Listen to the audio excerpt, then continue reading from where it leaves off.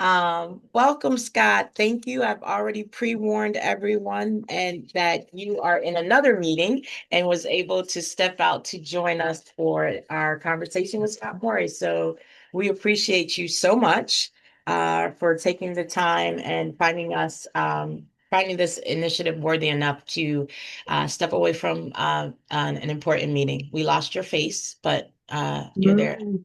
Oh, Yeah. thank you. Thank you, Nick. Nick's trying. Can you see and hear us, Scott? I can hear you, yes. All right. All right. Well, I'm going to start from the beginning for everyone. Thank you and welcome to our second session.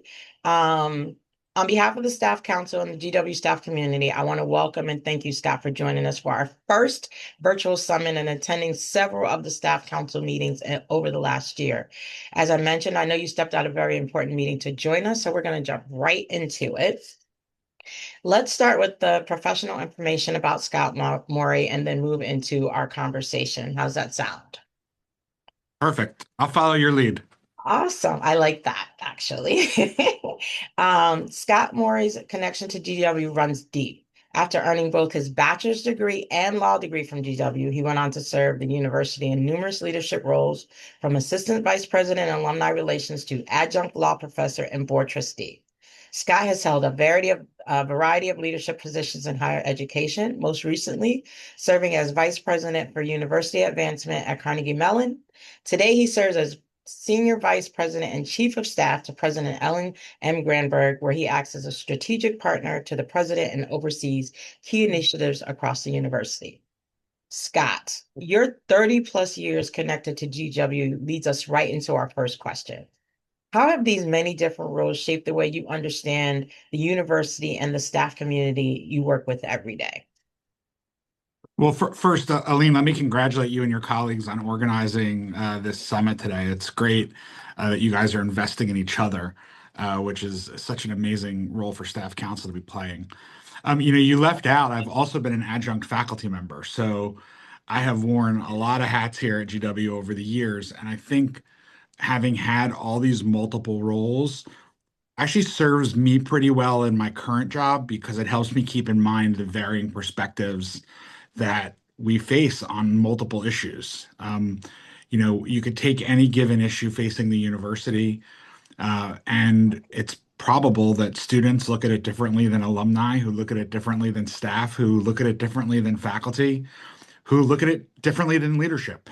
And being able to kind of try to see things from different points of view is really important, first of all, in how we make decisions, but then also how we communicate those decisions. And it's really important to me because a lot of my role here has to do with drawing connections, figuring out what I hear in one meeting connects to something I heard in another meeting, building alliances and trying to develop consensus. And I think consensus is easier when you can look at things from different points of view. I truly believe that. It actually, again, goes right into another question. Leads. Thank you for leading me. I appreciate that. You told me I was in charge, but you kind of took over. You didn't have to Over tell everybody. Yes, I did. Over the past year, Staff Council and the Office of the President have developed a growing partnership.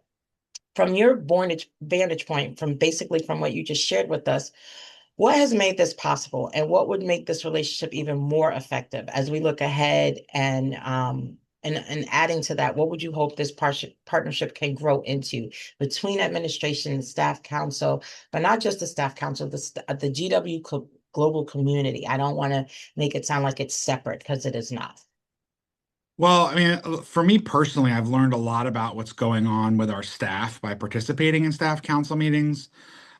Even when they're not directed at me, just hearing the questions you ask of each other, of other speakers, the comments you all make, have really given me a lot of information about what's going on with our colleagues, and that's been really beneficial to me as we've been navigating some pretty significant issues. What I hope continues to come out of this participation, and I've really appreciated how welcome you all have made me feel, is an increased benefit of the doubt. What I find a lot of times is we hear about something someone said, or we hear a decision has been made, or we hear an objection's been made, and we all automatically assume the worst. And what I really hope comes out of us continuing to getting to know each other is an increased benefit of the doubt. Let's give each other the assumption that we're all approaching issues with the best of intentions. We're all trying to do what we think is best for GW. And if we do what's best for GW, ultimately that'll be what's best for us. And hopefully that supports greater trust. And with greater trust can come greater and more deep collaboration. And so you really can't get to being full partners with each other, collaborating well with each other, if you don't trust each other. And it's really hard to trust each other when you don't give each other the benefit of the doubt. And so that's something I hope continues to come out of our working together. I think staff council is one of the most valuable thought partners and sources of information I have. And the working group on workplace flexibility is a really great illustration of this. And what I appreciate is that you all have supported us in opening the discussion up, not just to the formal members of staff council, but letting us include staff from all across the university and varying levels and different sorts of roles.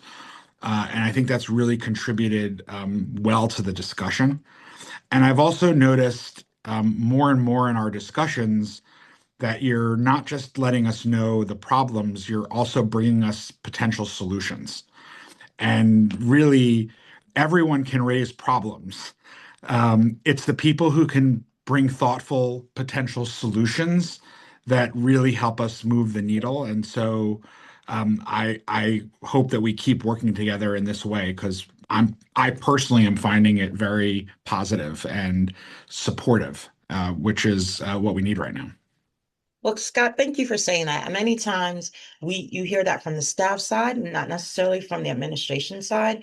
And one of the reasons why myself and the committee invited you to speak to us is just that. And from the time we've met, who I knew who Scott Mory was, to today, our own relationship has grown. It's meant as what you said, and you've participated and shared a voice. And like you said, the more we listen to each other and not at each other, we do have an opportunity to build relationships. Not that we're going to get along or that you're going to give us everything we ask for, but the opportunity to sit, to talk, and to listen to each other is definitely the step for us to continue this relationship, which And I, that is that, thank you.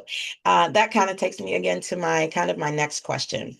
You've made a significant shift from advancement, a highly external facing role, to chief of staff, a primarily internal tell me strategy about role. it. What are the most challenging skills you had to learn or unlearn during that transition? And what advice do you have for staff looking to pivot their own careers into higher education? So, it's interesting. The most challenging part of this transition has been having to redefine my own why at work. So, for the better part of 20 years, I ran an alumni office or a campaign or a division of advancement. And when I was doing that, I had my own team, I had my own goals, and I was measured largely by the results of my own work. This role is completely different from that. Okay. So much of my own success now is defined by the success of others. And so a lot of the role of the chief of staff, at least as the president and I are defining it here and now, is about enabling the success of other people, helping people find the easiest path to achieving their goals, removing roadblocks, putting out fires, occasionally starting fires. But so much of where my success comes from is the success of other people. And it's satisfying, but in a different way. And so that's to me been the biggest transition I've had to make mentally over the last 18 months, and to find my why in supporting other people, because that's really what this job has been crafted to do. The advice I'd give to colleagues who are looking to pivot their careers in any given way, or even to advance their careers, maybe not necessarily even to pivot, just to advance, is that flexibility is the key to happiness. Very often I see people, I've met many colleagues over the years who think that their next thing has to be X or Y. And if it doesn't look like X or Y, it's not right. And then Z comes along and it's everything they want. The gift is perfect, but the wrapping paper is not X or Y. And they pass up the perfect thing because it didn't look exactly like the way they thought it should look.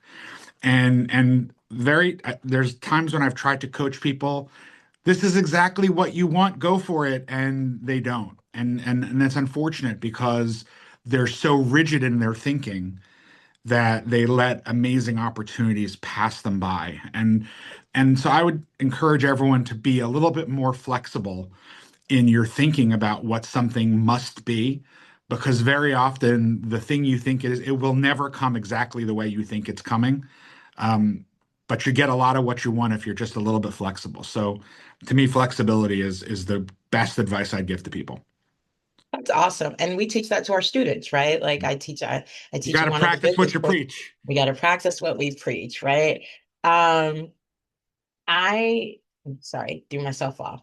Want to bring, of course, some GW information into it, and of course, the GW framework is heavy on the administration's mind, as well as leadership from the staff council and other entities of the school. The new GW strategic framework makes it clear that strengthening GW's foundation for excellence depends on building a robust staff, an administrative system, and improving how we operate as a university. From your perspective, how are staff driving operational excellence right now? And what do you see the biggest opportunities to strengthen the systems, the processes, and the culture that support that work? So, first of all, I'll say that getting to know so many staff across the university since I returned has given me a lot of confidence about being able to put priority three in writing. It's kind of one thing to talk about it. It's another thing to kind of put it in writing for everybody to see. And I really having had a front row seat to how exceptionally dedicated our staff are to the university and to the mission, and we continue to be, despite operating with limited resources and in some cases understaffed units. The fact that I see colleagues continuing to ask how we could do more with less, how we could do it better, can we innovate, people pitching in to help. That gives me a lot of confidence about having the right team in place to be able to think about how do we actually make how we operate better. I think one of the most significant opportunities we have in the years ahead has to do with our technology infrastructure. There are several kind of enterprise-wide technology initiatives that are either going on right now or are in very specific dreams of things people want to do kind of soon. And I think that GW, for as good as it is, has probably not kept up technologically. And that I think has put a greater burden on our staff. We need more staff to get things done. And that doesn't mean reducing staff. It means actually just being able to reallocate staff to new sorts of work, and to talk about some of the other things in your question about how do we build culture. And a lot about building culture is about new programming, new ways of communicating, getting people together. And they can't do that if they're stuck under administrative procedures that technology solved a decade ago. And so I think technology is actually one of our biggest opportunities to strengthen how we work. And then I do think there is something about our culture that needs greater tending to. We had a really great meeting of the workplace flexibility working group earlier this week, and I'm sure several of you were on it because there's several staff council members and staff who volunteered for that. And we ended up talking a lot about the flexibility piece. which I understand, totally natural that that's where the primary interest is. But that working group has two charges. The second charge is actually what are things we could be doing to maximize the time we're together to improve culture? And I think that conversation is one that's going to be really critical to GW in the years ahead. So I would say technology is kind of an operational thing that we're thinking about, but really the culture, because you know, culture eats strategy for breakfast. And if we're not living in the culture we want, it's going to be really hard to move the needle in any significant way. I would even add a challenge to administration, and this actually just came to mind today. Sometimes it's not a forum or a committee. Sometimes it's just a conversation, just like we're Mm. having now. Um, I know that this particular summit was very important to this particular committee and to the council. And if you could see the behind the scenes collaboration that made this happen, this was not the 6 or 7 people on the committee that made this happen. This was GW that made this happen. Totally. And so sometimes it's just that. And we just did. We just reached out to this person and we reached out to that person. And it was nothing formal. It was literally an ask, a call. Saw somebody at a networking event and they said they knew how to do something and we pulled them into it. And sometimes the simplest thing is the actual answer. So I would challenge that we find simpler ways to collaborate to meet all of those goals of the strategic framework. Um, on a kind of directional kind of um, advice question, what do you think are some best ways or best practices for dedicated staff member, all of these people here today and all the people who couldn't join us, to get noticed and build meaningful professional relationships with executive leaders outside of their direct report? I mean, it's easy for the executive staff council members to meet with a Scott Mory or set up a meeting with the president, but the maintenance guy might not feel comfortable saying hi to Scott Moore as he walks by. Or how do we build an environment that everybody feels empowered to reach out to Scott Moore, to any of our executives? I don't know what world you're living in, Alien. I haven't met many people who are afraid to send me an email telling me what they think. Uh, I'm one of those people. we're not living in the same world, Alien. Um, because I get unsolicited feedback all day long, which I value, by the way. I think the most important thing is being visible and showing up. You know, it's real. I could say hi to a lot of people walking by on the sidewalk, but it's the people who show up to committee work, to events where we can actually have a conversation. I can tell you about me and you can tell me about you.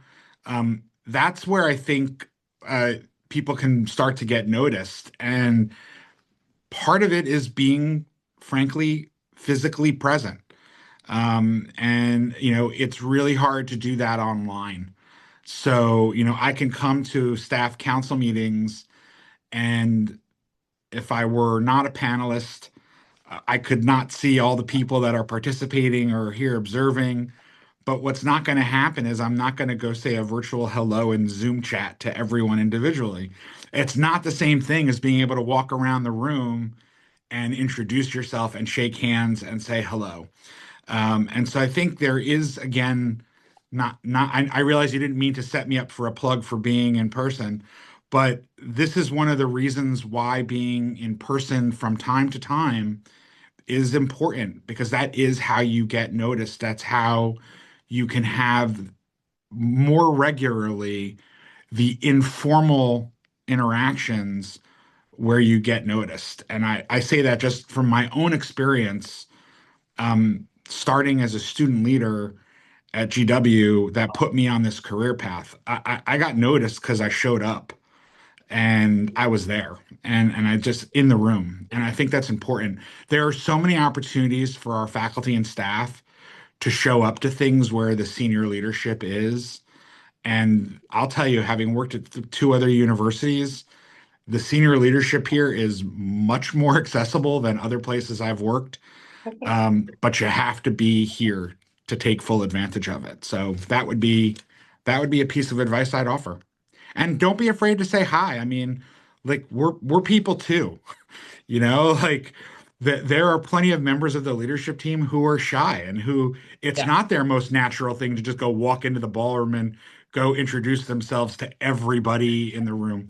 Some people they like it when someone just comes up and says hello. So this kind of goes back to don't give everyone the benefit of the doubt that they want you to come say hi, Yeah. because maybe it's not their natural thing. If you look at staff council, I wager there's as much percentage of extroverts versus introverts as there are on the executive leadership team. So part of it is meeting people where they are too. That's very fair.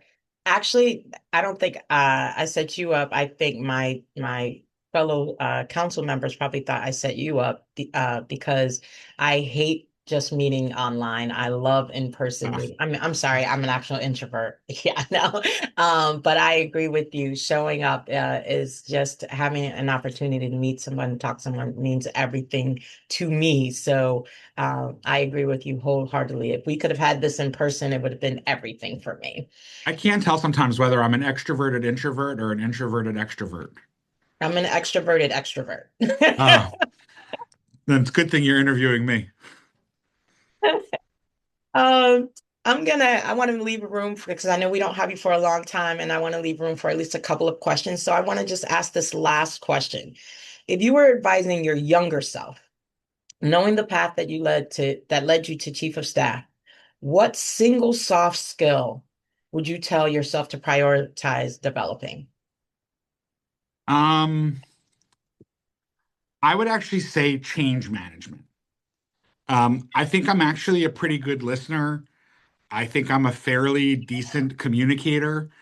I love a good negotiation, but change management is really its own thing. There is a formal way to manage change in large organizations.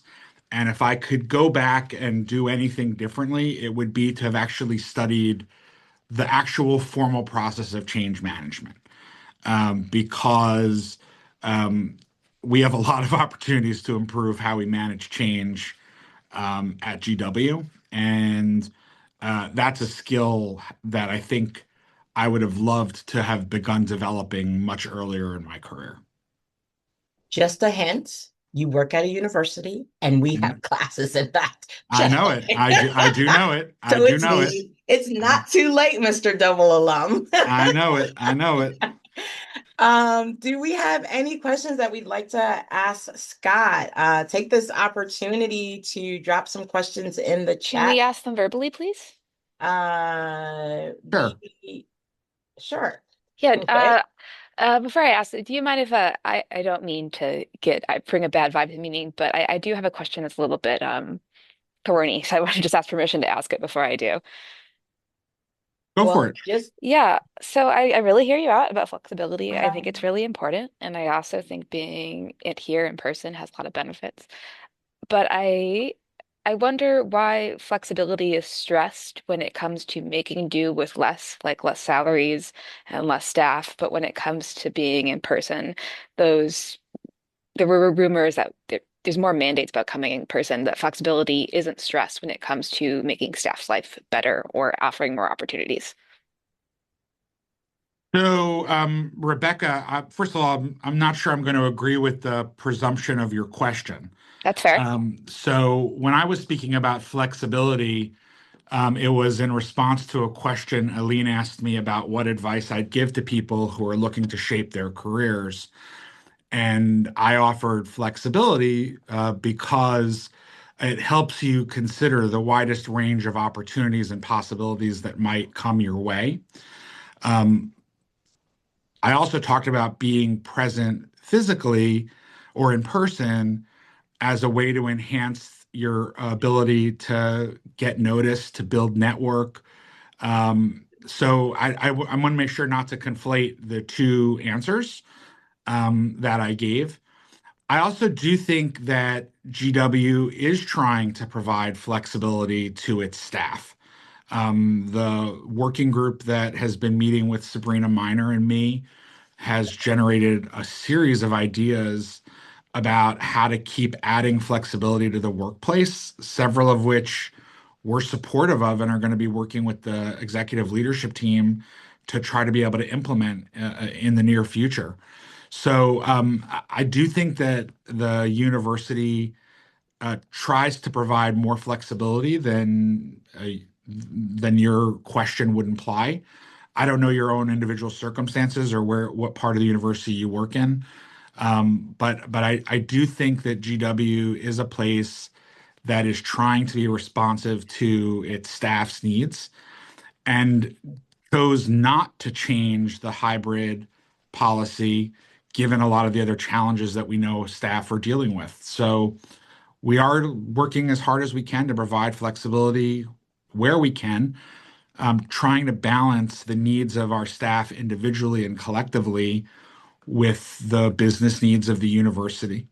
So I hope that offers some insight to how we think about this. I appreciate the candor. I know it was a barbed question. It's okay. That's how you meant to ask it. Thank you. I would have done that too. We have another hand. And again, everyone, you can drop questions in the chat. The hand went away. I can't see everybody's hand. Paul, do you mind seeing the hand went away? I So see no, no hands, and there are currently no questions in the chat. Attendees, if you type a question, it will go to the host and panelists, which means we would then communicate those questions to Scott. If you have questions, please feel free to chat them. If you want to ask, like Rebecca did, you can also indicate, hey, this would probably work better with audio rather than typing. and also I have plenty of questions, so you don't have to have any. Don't worry. By the way, I want to thank I was trying to Trisha. be nice. Trisha just introduced me to the word ambivert. I have to go figure out what that concept is. Thank you. She works at our library sciences. So, she's gotten it right out of the book. Well, I have a question while we wait for uh questions from the panelists. As chief of staff, you're responsible for promoting alignment around the university's direction. For a staff member focused on daily operations, how do you recommend we best translate the president's top level strategic priorities into actionable goals for our specific departments? So, I think that's going to play out differently for different people. I'm sorry, I don't necessarily have one kind of clean answer on that. The framework, though, was drafted in a very intentional way so that individual offices, units, and to some level, individual staff could hopefully all find something in the framework to tuck into. And whether it's the priority three, which has to do with operational excellence, or one of the goals in priority two about creating a community with strong traditions and strong ties that bind. I think there's all ways that we can contribute to achieving those, certainly informally. But I think, to the extent you have any kind of say on the agenda of your office's meetings, put the framework on the agenda, like talk about the framework. One of the biggest things is to just keep the framework front and center. But if you haven't yet had the opportunity to sit with the framework with a group of your colleagues and go, what parts of this might pertain to us? That would be a good first step, because you all know your businesses better than I do. And so, really sitting with the framework and talking about what parts of this are pertinent to our work, and how can we do something with our work. I think that's the first step. That's wonderful. We are coming to the end of the year, and there's so many things happening. So, new year, new opportunities. I always like to look at the new year as an opportunity to get it right this time, right? What would be your advice to Get us? it better this time. Yeah, or get it better this time. As administration, staff, what would be your truth telling for us of how we move forward, how we continue these conversations, how we come to all the tables. You know, that's something the staff council says very often, right?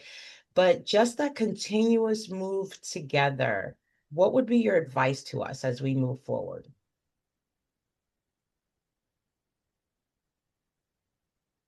Say a little bit more about your question, Aline. So, one of the reasons, again, that I said earlier that we wanted this conversation is because our relationship between Scott Mory and staff council, even you and I, right, have just changed in the last few months. And we want to continue that. But different from the question of just being present, but even when we're not in the same rooms, right? How are we thinking? I'm supporting the administration, even if I don't agree with this particular initiative. We've got to make sure that the staff isn't an afterthought, right? This is unity, right? Like you just said, we put the framework in front of us. How do we put each other in front of us? How do we move forward? How do we be better, that we're not fighting to, and not fighting in a way that's adversarial, but just clawing our way to be seen from both sides? So I don't mean this answer to sound like a cop out, but I would say that we're doing it. I mean, just think about how you introed the question, which is to say we've gotten better over time because we're operating with some intentionality, right? Like you've intentionally invited me a couple times to participate, and I've intentionally showed up even when I'm not participating because that's how you build a relationship. And so I think we should keep doing what we're doing. And operating with this level of intentionality. That is what's going to keep us on this path. So I actually don't want to change the path we're on. I think we're on a good path. The question is just got to keep at it and not take it for granted that it'll always be this way because one person changes, you know, you have to keep at it. You never check the box relationship built. You're never done at that work. And so to me, I would actually just keep it up Well, and let's don't do go that, and don't Scott. go looking for trouble. Yeah, because you'll always find it. Well, it finds you whether you're looking for it or not. That's right. Well, that's a great segue as we have to come to an end. And again, I cannot say thank you enough for your presence. And again, like I said, I know what you had to step away from to join us, so it is very No much worries. appreciated. The And I president want was to very supportive well, of me stepping out to be I here. didn't So want to throw you under the bus, but you know, you're meeting with the president that you stepped away from to meet yeah. with us. So I very appreciate that. And I know I will Kyle. share what we've got today is the relaunch of the President's Advisory Council, Okay. which is a group of supporters who are here kind of helping the president think through kind of issues, people that are really working to help GW move forward, and they're meeting across the hall. So I'm going to go back into that meeting once I step off with you guys. Listen, if I don't see you at any of the holiday parties next week, I hope everyone has a wonderful winter break. I hope everyone gets some time to rest and rejuvenate, and wish everybody a happy new year and look forward to working with you more in 2026. Well, we wish the same. I know Kyle's in the background, so I want to shout out to Kyle. So thank you, Kyle. Thank you, Scott. All He's here. right. Thank you. Thank you, Scott. Have a great meeting. Take care. Good luck with the rest of your retreat.